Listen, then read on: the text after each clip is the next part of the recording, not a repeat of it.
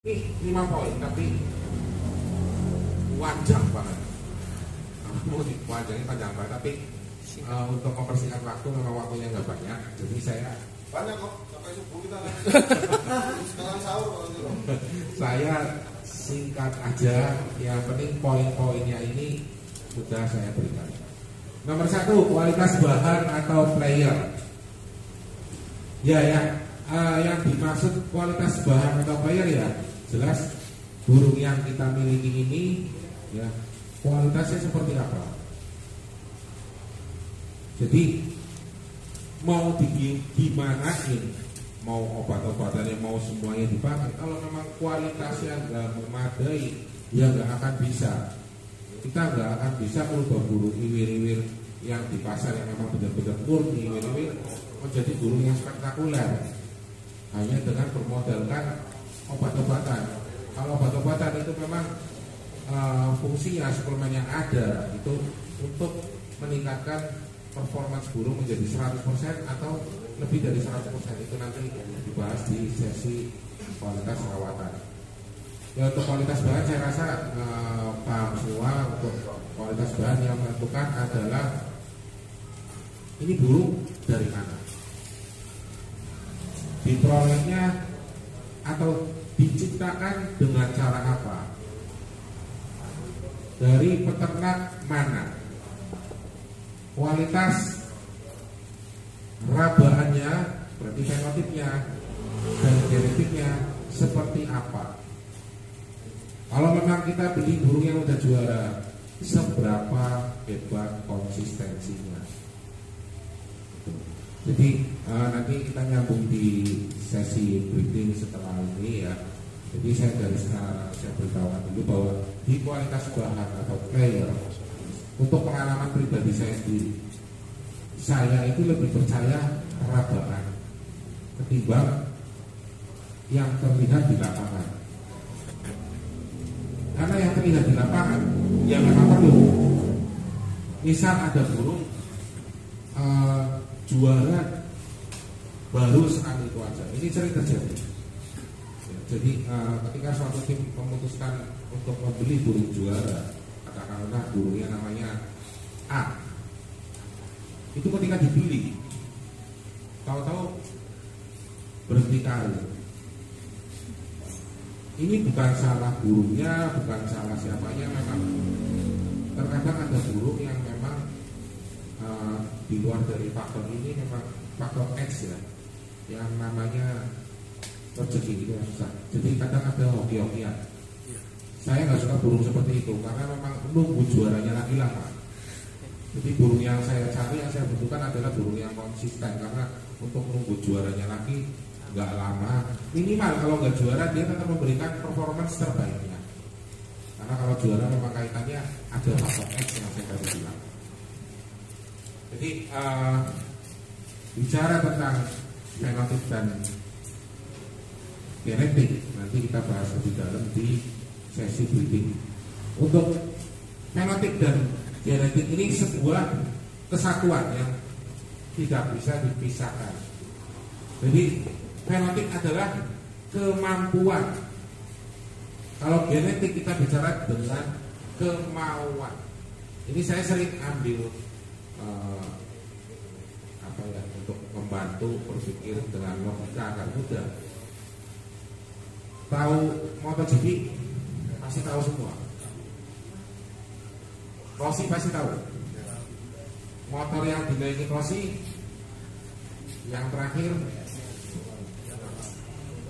Yamaha ya. Berapa cc itu? 1000. Sekarang gini, motornya adalah fenotipnya, kemampuannya. Jadi kemampuannya ada 500 cc, ada 1000 cc, ada 900 cc. Itu kemampuannya. Kemauannya ada di mana? Di rosinya. Kalau ada kemampuan tapi tidak ada kemauan, ya motor itu cuma berhenti karena nggak ada pembalapnya. Sekarang Rossi bisa juara pakai Yamaha. Andaikan saya yang nyetir pakai motornya masih. Apa saya berani gaspol? Nyali saya sampai di mana? Saya takut mati, Pak. Ya kan? Nah, demikian juga kalau Rossi, sehebat apapun Rossi, kalau suruh naik motor Vario, dia suruh ngadepin Lorenzo, ya nggak akan bisa. Sampai kiamat pun nggak akan menang. Ini bisa mudah dipahami. Logika, secara logika. Itu salah satunya. Jadi saya lanjut lagi tentang fenotip. Yang paling mudah lagi secara logika yang mudah bisa mengatur, yaitu mirip pesawat dengan pilot. Pesawat tempur sama pesawat penumpang Boeing, F-16 sama Boeing. Coba kalau yang namanya pesawat tempur F-16, dia bisa tahu-tahu manuver, dia bisa kayak gitu. Pilotnya sekarang kita comot, kita taruh di pesawat penumpang, bisa nggak? Sekali terjun ya udah terjun bebas. Nah kalau pilotnya dari pesawat penumpang kita comot langsung ke pesawat F-16, ya dia jalan cuma lurusan toh, apa aja. Nah, salah satu unsur fenotip yang ada di perumpamaan saya tadi ya, yang pesawat tempur dan pesawat F-16. Jadi kita lihat bodinya pun jauh berbeda. Yang F-16 bisa kita katakan lebih aerodinamis yang Boeing. Itu perbedaannya. Jadi untuk diburu kita bisa tahu seperti tadi pesawat, gunanya yang ini buat tempur, ini buat mengangkat penumpang, jelas jauh berbeda. Nah kalau diburu kolong, kita mikirnya kebutuhan untuk jaraknya. Jadi nggak ada burung tomprang yang lepasan 7 kilo atau 12 kilo terus kita mainkan di kolong jarak 700 meter itu bisa juara, nggak bisa. Untuk burung kolong yang lepasan 1 kilo kita mainkan di tomprang, ya main ceret. Mungkin baru lepasan 2 kilo terbang dia udah nyari tempat untuk main celok. Jadi untuk di kolongan sekarang ya kebetulan saya bermain di kolongan di jarak 1700 ke 1500, turun ke 1200, 1700 sampai saat ini 800. Saya main ada kolong di daerah Tegal di Giringan 500 meter. Trek lurus, bukan seperti di Wonosobo ya 300 meter tapi naik. Enggak, ini lurus 500 meter.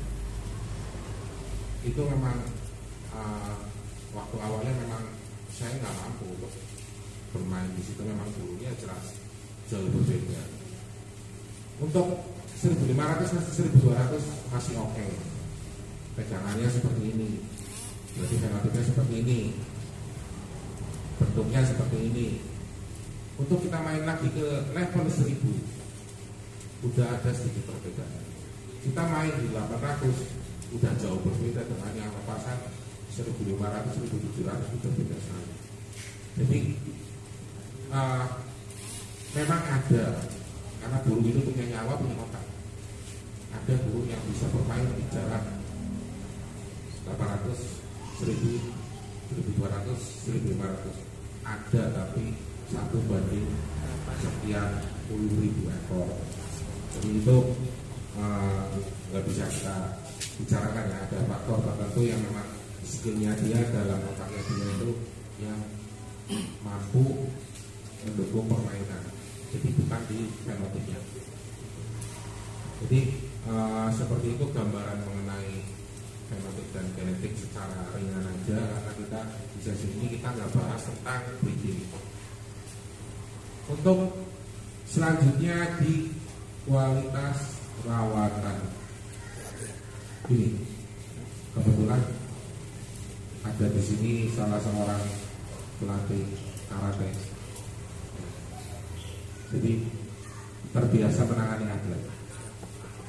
Kalau atlet itu perawatannya jelek, yang paling gampang dari makanannya aja, dia makanan nggak bergizi. apakah bisa dia jadi atlet yang hebat? Kualitas perawatan yang jelas nomor 1 stamina, tenaga itu dari mana aja sih? Dari nutrisi. Nutrisinya nutrisi apa? Yang memunculkan tenaga ini apa? Makanannya apa? 1, gula. Ada di jagung. Tapi gulanya jagung nggak sehebat gulanya tebu. Tapi cukup untuk kebutuhan si burung, dalam kata petik, bukan atlet, hanya burung yang terbang sehari-hari. Nomor 2 karbohidrat, ada di jagung juga. Nomor 3 protein. Protein di jagung itu kandungannya sedikit sekali. Dapat dari mana? Ya kita harus tambahin sendiri. Dari protein, dari karbohidrat, dari gula. Terakhir lemak. Ya. Saya bahas kayak ini padahal cuma 5. Tapi satu poinnya itu panjang. Jadi kita bahas dulu yang tentang sumber tenaga ini. Nomor 1 gula. Gula kita bisa dapat dari jagung. Untuk latihan cukup lah. Tapi untuk lomba, kalau lomba yang lokalan yang 6 kali terbang udah juara, saya rasa masih cukup. Tapi untuk lomba nasional kadang bisa 11 kali terbang, kadang bisa 12 kali karena terlalu banyak draw. Apalagi wasitnya memang wasitnya nggak tega. Jadi sedikit-sedikit draw, itu menguras tenaga lebih banyak.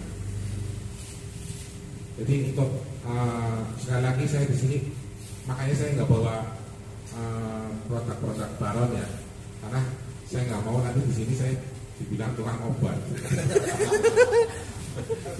Jadi saya di sini jualan obat. Hanya memang karena yang tadi saya bilang, saya bukan menggurui, saya berbagi pengalaman. Jadi saya sudah berpikir apa sih yang dibutuhkan burung untuk mencukupi kebutuhan gula.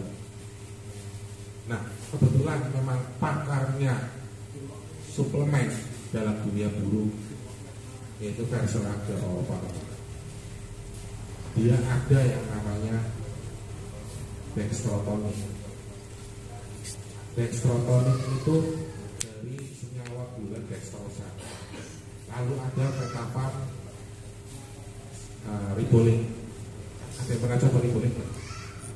Rasanya ada manis-manisnya ya? Iya, dan cukup juga. Gitu. Jadi kebutuhan gula kita bisa peroleh dari itu. Ada satu lagi yang saya lupa tambahkan tadi. Ini pas ingat, elektrolit yang terakhir. Elektrolit itu ya kayak yang kita sering minum itu Pocari. Itu kaitannya dengan otot, saraf.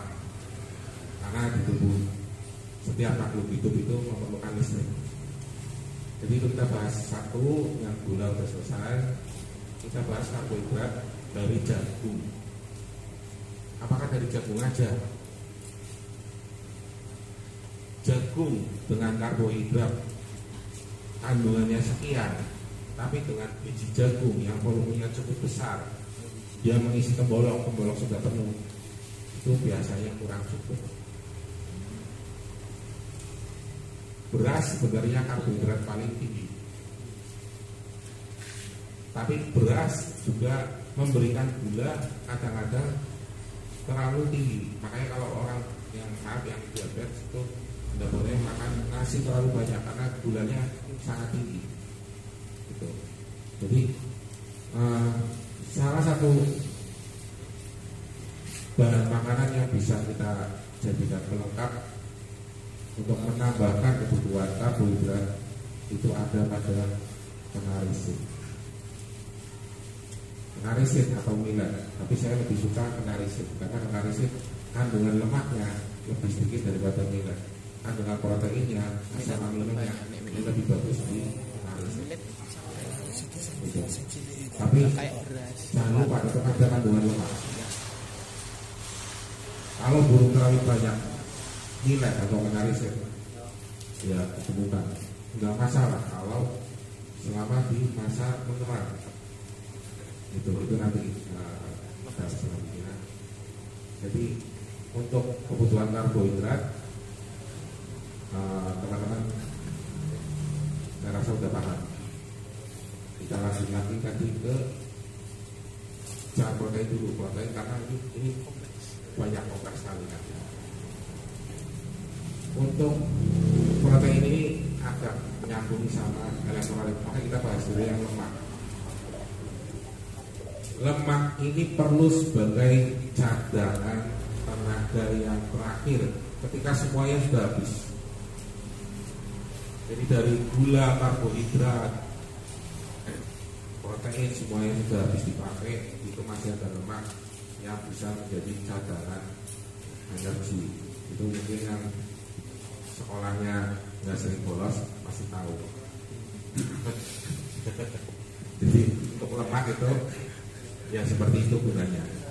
Jadi makanya kayak saya, mas yang di sana itu. Ini ketika nih cadangan lemak banyak. Banyak. Jadi kita itu sebenarnya dianugerahi cadangan energi yang banyak. Kelebihan ini. Jadi jangan kesal. Harus kita syukuri. Nah untuk lemak itu bisa diperoleh seperti yang tadi saya bilang, dilihat ada di kenarisin, ada di kacang banyak. Ini kenapa banyak alasan orang yang memakai kacang. Tapi saya rasa untuk kacang itu yang terbaik dipakai untuk kondisi mengerap. Karena selama proses mengerap ini, sebelumnya burung habis kita pakai lomba, apalagi juara dan senengnya digojlok, itu udah yang namanya badan itu gak karu-karuan, ampiar, enteng, udah gak karu-karuan. Kan pegangannya master ya. Nah, Enteng gitu. kita dikasih kesempatan dalam permainan ini. Kita dikasih kesempatan itu selain kan gojlok. Berarti kita dikasih kesempatan Selasa, Rabu, Kamis, Jumat, Sabtu, Minggu. Senin, Selasa berarti berapa hari itu sampai? 6 Sampai gilingan. Yo, sampai giling lagi 8. Ada masa mengerap dan ada masa cabutan. Cuma kita cut aja sampai masa mengerap. Karena kalau dibablasan ke sana kita gendutin, takutnya pas lomba itu nanti gendut. Kita cut sampai di masa cabutan telur. Jadi selama burung terbang atau digojlok, taruhlah kita berpikir bahwa lemaknya itu sudah terpakai. Jadi kita dikasih waktu Selasa, Rabu, Kamis, Jumat, Sabtu, Minggu, 6 hari. 6 hari untuk memperbaiki kondisi burung kita. Waktu antar ya. Nah, ini yang teman-teman sering lupa. Kenapa sih kadang burung saya habis juara nih, jalan depannya kok beda ya? Lemes. Kok beda? Mungkin pernah ngalami seperti itu, Mas? Ya. Pasti banyak. Ya, Pandi sering malah Pandi. Saya sudah berpikir seperti itu. Jadi memang awalnya saya nggak ngerti, kok ini lagi bagus, tau jalan depannya kok amsyong. Nah saya berpikir seperti itu. Apa yang harus dilakukan selama burung itu antar? Jadi bukan di jortok itu kita biarin enggak. Nah ini saya buktikan beberapa burung saya bisa menjuarai berturut-turut dengan beberapa banyak burung. yang kinerjanya seperti itu, jadi sama. Walaupun nggak juara, tapi kerjanya pun tetap kurang lebih sama. Jadi itu kuncinya ada di ketika dia mengeras, Istirahat. itu kuncinya. Kan waktu istirahat itu Ya. harus perawatannya. Jadi lemah itu yang tadi saya bilang 5 itu lemah, harus dipenuhi semua biar kondisinya balik.